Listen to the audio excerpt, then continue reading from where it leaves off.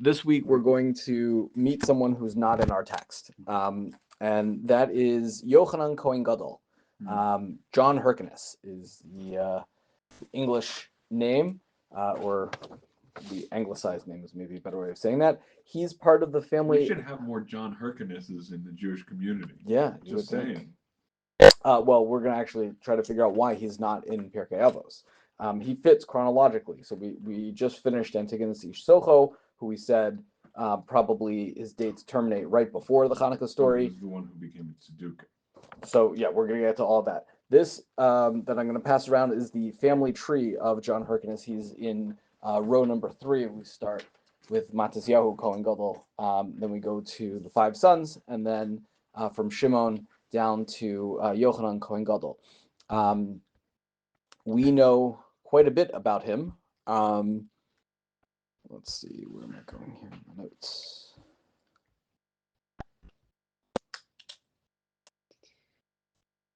There we go.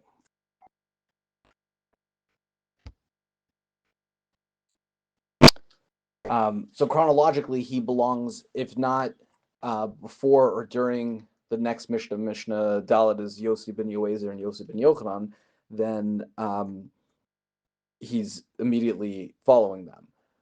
But he's absent from our text, and part of what we're going to try to do is figure out why. But first, let's do a super quick bio on John Hyrcanus, Yohanan Kohen Gadol. So he was a beloved Pharisaic ruler who overlapped with the Zugos, starting in Mishnah 4, like we mentioned. He's related to the family of the Hashmonayim, very timely for us over here, almost at Chanukah.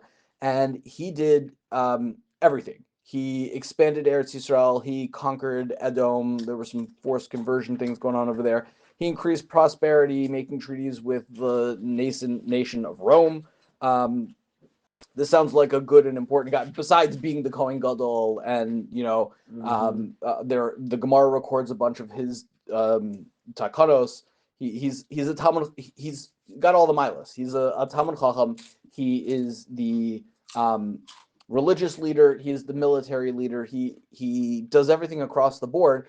And so you would very much expect, after Antigonus Ish Socho, to have Yohanan Kohen Gadol in the chain of Masorah as part of the Avos. So it's weird that he is not in the chain of the Masorah. And what we're going to try to do is explore why. And as Charles pointed out, the answer to that is a Gemara in Brachos, but it is also based on a Mishnah in Pirkei Avos. So be sure of yourself to the day of your death. That is Avos 2:4. Charles, you do the whole shir, man.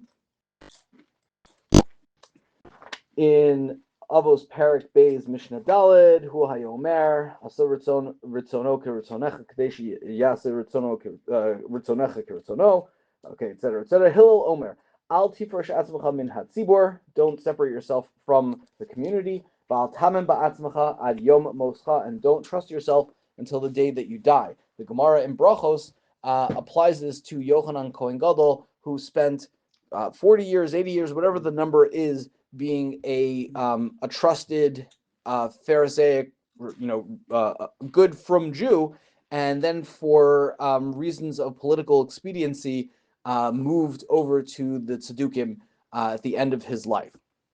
What's, I think, even more interesting is that we have this documented in Josephus. So what I'm going to do now is read to you from Josephus's book, Antiquities. This is book 13, sections 288 through 299.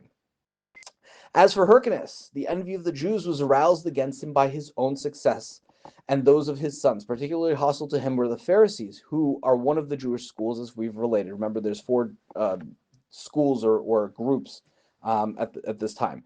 So great is their influence with the masses that even when they speak against the king or a high priest, they immediately gain credence. Hyrcanus too was a disciple of theirs, meaning he started off as a Perushi, as a religious Jew, and was greatly loved by them. And once he invited them to a feast and entertained them hospitably. And when he saw that they were having a very good time, he began by saying that they knew he wished to be righteous, and in everything he did tried to please God and them, for the Pharisees professed such beliefs. At the same time, he begged them, if they observed him doing anything wrong or straying from the right path, to lead him back to it and correct him. Can you imagine a ruler making that request of people today?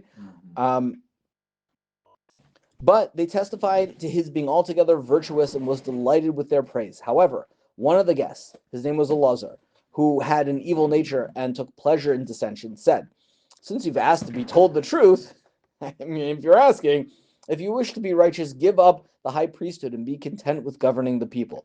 Okay, so this is something that the Chachamim were less enamored with over time. The sort of the dirty little secret of the Maccabees and the family of the Hashmonaim is that shortly after, supposed to be kings. Yeah. well, twofold. Shortly after they were successful in the revolt against the Greeks, they themselves became Hellenistic and were not necessarily the most wonderful of people. And so over time, Chazal said, "Look, the family of the Hashmonaim are not on our nice list; they're on the naughty list." A and B.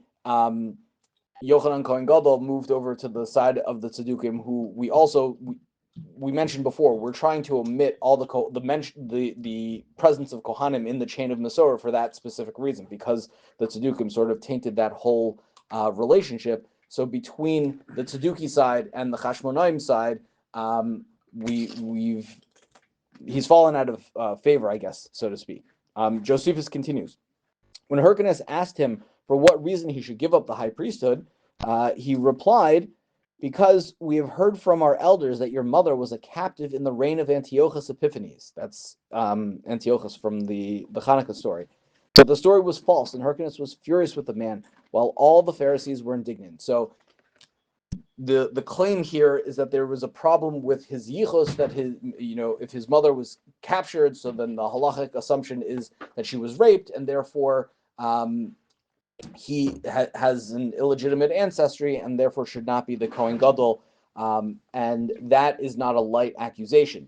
Then a certain Jonathan, one of Hyrcanus' close friends, belonging to the school of the Sadducees, right? They're going to swoop in to the wounded Yohanan Kohen Gadol over here, who hold opinions opposed to those of the Pharisees, said that it had been with general approval of the Pharisees that Elazar had made his slanderous statement.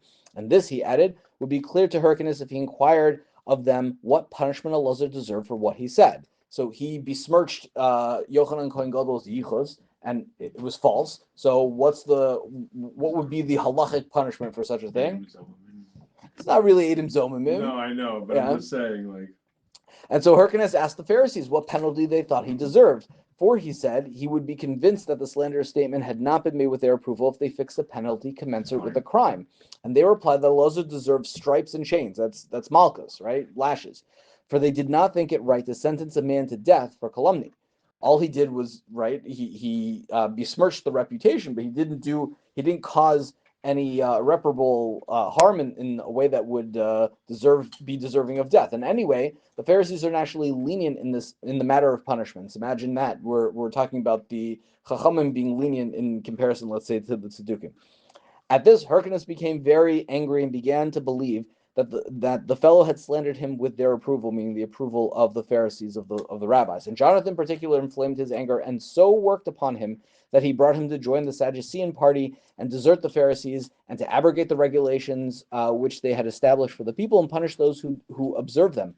Out of this, of course, grew the hatred for the masses for him and his sons. This is Hyrcanus and the sons of Yohanan Kohen Gadol. But as we shall speak hereafter, for the present I merely wish to explain that the Pharisees had passed on to the people certain regulations handed down from former generations, okay, etc., etc.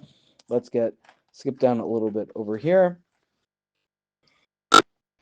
And so Hyrcanus quieted the outbreak and lived happily thereafter. And when he died after administering the government excellently for 31 years, is Josephus' calculation, Chazal, like the more round numbers, he left 5 sons. Now he was accounted by God worthy of 3 of the greatest privileges: the rule of the nation, the office of the high priest, and the gift of prophecy. The deity was with him and enabled him to foresee and foretell the future. So, for example, he foretold of his 2 elder sons that they would not remain masters of the estate, and the story of their downfall is worth relating to show how far they were from having their father's good fortune. So here we get to another level. First of all, Josephus claims that Yohanan Kohen Gadol had prophecy, and also the fact that his sons did not follow in his ways. We've seen that many times in Tanakh. In seeking to invalidate him, the rabbis raised questions about his yichus. Okay, I think we got the gist of the story. There's a very similar story about Alexander Yanai. I think the assumption is that that name Alexander Yanai is really just a pseudonym, and the story there is really talking about the same Yohanan Kohen Gadol. But that is the story of John Hyrcanus. Why he's not found in the first parak of Avos, because we didn't want to include him in the chain of Masorah, so to speak. And please God, next time we will pick up from Mishnah Daled with Yossi ben Yoezer and Yossi ben Yohanan, who were also leaders, Kohanim, as well as leaders of the people.